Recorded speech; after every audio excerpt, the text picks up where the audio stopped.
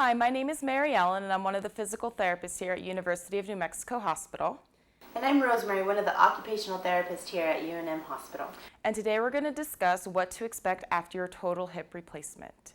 And we'll make modifications to your plan of care based on your needs so that you can leave here safely. You're on a track to go home in 2 to 3 days. Post-op day number 1, physical therapy, will come in and assess you, and we'll work on exercises, which we will review today. We'll work on getting out of bed and walking. Post-op day 2, we'll see you 1 to 2 times, and again, we'll go over the exercises, getting out of bed and walking, and doing stairs if needed. And then post-op day 3, we'll kind of review anything we have to fine-tune it to make sure that you can go home safely. So after surgery, you get something what's called a weight-bearing status. There's weight-bearing is tolerated, which is as much weight as you can tolerate. There's touchdown weight-bearing, which is for balance only. It's where your toes are only touching the ground, and as if you have crackers underneath and you don't want to crack them. And then there's non-weight-bearing, which is like it sounds. It's no weight whatsoever through that operated limb. After surgery, we'll come in with a walker, and we'll progress to crutches if needed.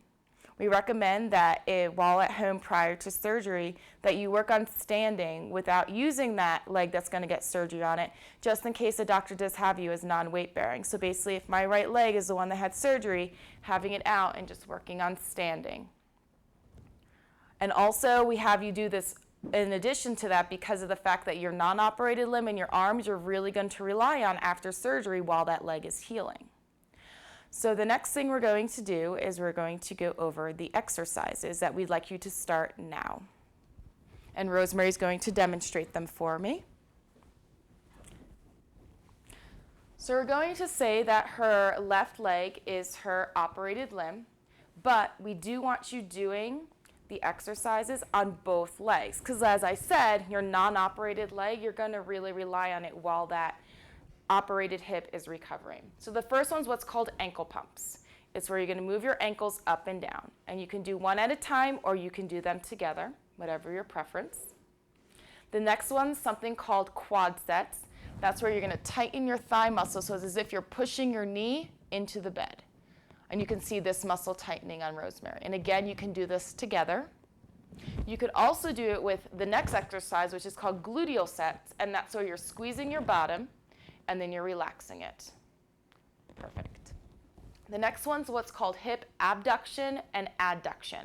That's where you're going to bring your leg out to the side and back in. And we recommend that when you're doing this, you're in the middle of the bed so that your foot doesn't hang off the bed. Also, we recommend that you do not wear shoes, that you maybe wear socks to reduce that friction so that's easier to slide your leg back and forth. The next exercise is what's called heel slides. That's where you're going to slide your heel towards your bottom and back out. Perfect. The next one's what's called short arc quads. I'm going to borrow one of Rosemary's pillows. And you can use a pillow, you can use a towel, you can use a coffee can, and what you're going to do is you're going to put it underneath your thigh and you're going to kick your leg straight out and you're going to hold it up to 5 seconds. If you can only hold it up to 3, work up to 5. Again, it'll be done on both legs. The last exercise that we want you working on prior to coming in is something that's called a long arc quad. This is where you're going to be sitting at the edge of the bed or sitting in a chair. And you're basically going to kick your leg straight out and hold it up there again up to 5 seconds. And again, this is working on strengthening those thigh muscles. Perfect. So the next thing we want to review is what's going to be called your hip precautions. So after surgery, you will be given hip precautions. So the first one is you don't want to bend past 90 degrees. So therefore, that means after surgery, no bending over if you drop something and with dressing, and Rosemary will demonstrate how to increase your ease with dressing, being that you cannot bend forward. The next one's going to be no turning your toes inwards. The biggest time we see patients actually turn their toes inwards is when they're using their walker and they turn towards their operated limb. So I'm going to have Rosemary demonstrate on what I mean. So go ahead and stand up. So basically, if she just turns, right now, her leg is internally rotated. And a lot of times patients don't realize this because they're not even thinking that they're internally rotating. So what we recommend is you turn your toes outwards first, and then you turn your whole body. And that's when you're turning towards your operated limb. Perfect. And then the last precaution that we want you to be aware of is no crossing your legs, not at the knees and not at the ankles. Again, because by breaking these precautions, you're increasing your risk for hip dislocation. And the thing is after one dislocation, the likelihood of more becomes much more probable. So now we're going to review how to stand up after your hip surgery, because as I said before, you now have these hip precautions. So you want to make sure, A, that you're not going to bend forward too much. So if this is Rosemary's operated limb, she's going to kick that leg out. The reason being is that gives us a little more leeway for her to bend forward to stand. And then to stand, she'll have one hand on the walker and one hand on whatever surface you're sitting on, or both hands on the surface you're sitting on. You never want to pull up on the walker because it can tip. So what she's going to do is she's going to make sure that leg is out, and then she's going to slightly lean forward, and then she's going to stand up. And then she could bring that leg back. So then what we're going to review is getting over a curb step, or such as the threshold to your home if you have that one little step. So Rosemary's going to come on and walk over. So now we're going to review how to get in and out of your house if you have that little curb step. So Rosemary's operated limb is going to be her left leg. So there's two ways to get in, forwards and backwards, and we'll practice both to see which one works best for you after your surgery. So to go in forward, she'll have the walker up to the threshold. She'll bring the walker into the house, bring up her right leg, which is her non-operated limb, followed by her operated limb. Sometimes people find that a little bit too difficult because of the fact their walker is already in the house. So another way to do it is actually backwards, as I stated. So walking up all the way to the curb, bringing up your non-operated limb first, which is going to be her right leg, followed by her left leg. And if you do go up with your operated limb first, you will be able to tell because it'll hurt a little bit more than if you go up with your non-operated limb. And to get out of the house, you're going to come up to the threshold, take the walker down, have your operated limb go first, because that back leg, her right leg, is doing all of the work to help her get out of the house. Next thing I'm going to review is if you have stairs, whether to get into the home or whether you have stairs in your home. So it's going to be the same concept as the curb step. Whether you use a walker or a cane, it'll depend on the therapist and what your needs are. You're going to have the one hand on the rail, whichever side that's on. Then you're going to go up with your non-operated leg first, followed by your operated leg, and then you're going to bring up your device that you're using. And then again, you're going to go up with non-operated followed by operated. Perfect. And then going down, just the opposite again.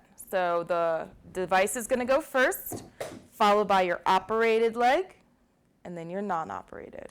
Perfect. Right? Device, operated, non-operated. And now Rosemary's ready to go. So on your first day after your hip surgery, an occupational therapist will come in and do an evaluation. We'll go over your hip precautions. We'll go over how to complete your self-care tasks, some arm exercises, and also how to modify your home so that you're safe and independent when you do go home. Now with dressing, it's a little more complicated because you do have the hip precautions of not being able to bend past 90 degrees at your hip. So what we do, and what I'm going to show you now, is some tools so that you can complete the task without breaking your hip precautions. And we'll go through each one, and Mary Ellen will demonstrate. This is the first tool. It's called a reacher or a grabber. Basically, it works like you're holding it like this, and you pull it like a trigger to pull it to close the mouth and release to open the mouth of the grabber. You can use this to grab items that have fallen on the floor, or it also has a little magnet at the very end. If you drop a coin, you can pick it up, or something light that's metallic, metal. You can also use this to take off your shoe or your sock. We also have some other tools to help you with that task, but we'll demonstrate with this first. So you can use your reacher always from the inside and towards the heel, because you don't want to come out to the side because it forces you to turn your foot inward, which is breaking one of the hip precautions of turning your toes in. So you want to take off your shoe from the inside using the reacher.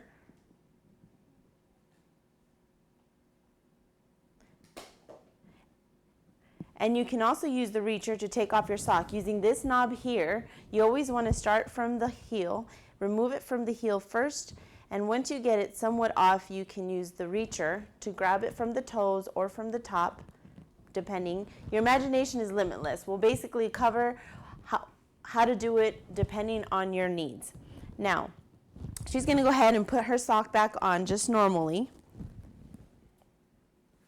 because I want to introduce to you what's called a dressing stick.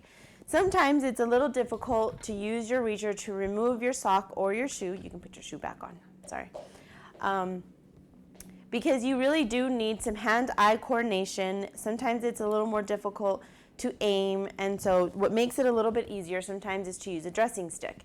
What I like to use a dressing stick, or how I like to use a dressing stick, is, again, going from the heel, hooking the dressing stick in the shoe and removing the shoe. Same thing with the sock. You always want to make sure you take it off the heel first. That is key. Then halfway off, that's when you would use your reacher to remove the remaining part of the sock. And sometimes it does get stuck to the side. All you do is unstick it manually and remove your sock. Now, if you notice, Mary Ellen did not turn her toes inward, which is what we tend to want to do when we're struggling to take off our sock. She kept her feet forward and never turned in her toes. Our next tool is called a sock aid. Okay, here's your sock aid, okay? Your sock aid is to assist you in putting on your socks, again, because you can't bend down or you can't bring your leg up. Otherwise, you're breaking your hip precaution. So what we recommend is using a sock, a larger sock, especially because your foot might be swollen, but it is also easier to put on, with some non-slip decals, okay? So the way that this works is you pretend this is your foot, okay? This is the top of the foot, this is the bottom of the foot. So your heel would be back here and your toes up here. So how you line up your sock depends, well, this one doesn't matter because it's the same on both sides, but you would put the bottom of the sock on the bottom and the top on the top. So you line it up, you open up the sock, you thread it through all the way back, making sure that the line of the toes is horizontal because that's where your toes are going to go. Making sure there is no excess sock. You scrunch it all the way back, making sure that you don't go over the knobs, otherwise it won't come off. The way that it goes on the sock aid is the way that it's going to go on your shoe. On your foot. It's your shoe. So once you've done that, you grab the ropes, you cast it out in front of you, you place your foot in the sock aid, you choke up on the ropes, and you pull, and the sock should go on. So now Mary Ellen will demonstrate.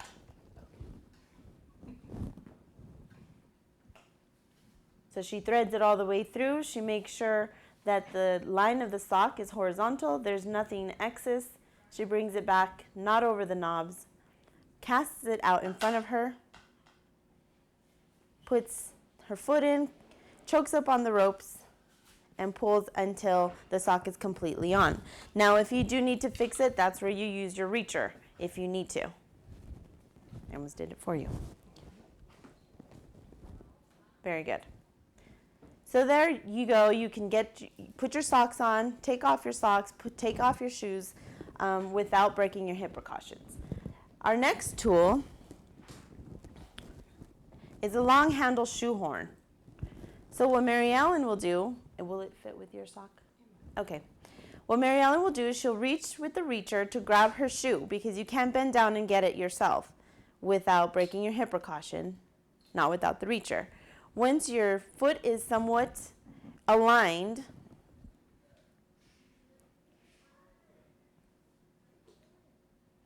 You use your long handle shoe horn towards the inside so you don't break your precaution.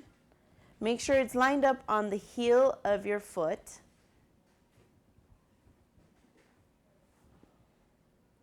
And slide your shoe on. So this is basically supposed to assist with, usually the back lip of our shoe will twist in if it were a tennis shoe. Obviously these would not because they're hard. But if you're wearing tennis shoes, then it gets stuck, and this prevents that from getting stuck. Now, if you do have tennis shoes and you need to tie your shoe, well, what we recommend is using maybe some Velcro shoes, some elastic shoelaces, or having your shoelaces already tied. Loose enough to get your shoe in, but tight enough so it doesn't come off when you're walking, okay? Our next one here is a long-handled sponge. This allows us to take a shower and bathe our lower body without having to reach down towards our feet. Our next demonstration, Mary Ellen will demonstrate on how to put pants on using all these tools. So she will take her reacher in her pants. You always want to dress the involved side first. So you want to grab your pants, close the reacher, cast it out in front of you, thread the involved leg, making sure it's on the right leg or the right pant leg. Once you have it, it's because you have your shoe on, but you wouldn't be doing this with your shoe on. Once you can reach it without breaking your hip precaution, release the reacher and pull up all the way through, making sure that it's past your foot, placing your foot down and then dressing your other side. If you cannot reach, if your hip does not have this range on this side, you would also grab the reacher, bring it down, put your foot in,